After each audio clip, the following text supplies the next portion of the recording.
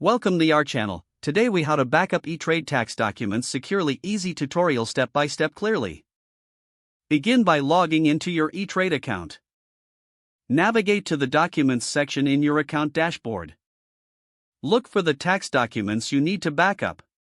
Select the specific tax document you wish to download. Click on the Download option to save the document to your device.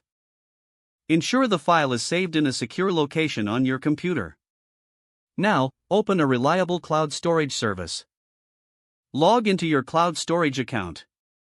Create a new folder specifically for your e-trade tax documents. Upload the downloaded tax document into this new folder. Confirm that the document has been successfully uploaded.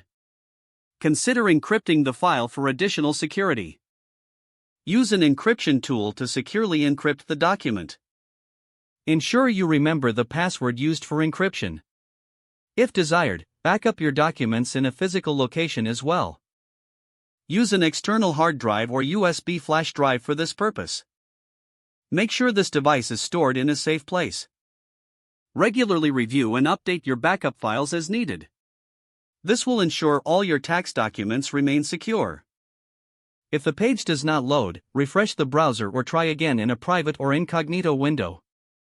Make sure you are using the correct email address, then retype it carefully to avoid small typos. If your password is not accepted, use the reset option and create a new strong password you can remember. Check your spam folder for verification or security emails, then complete any requested. Enable two-factor authentication if available to improve account security and reduce unauthorized access risk. After signing in, review your profile details so your contact information and settings are accurate and current.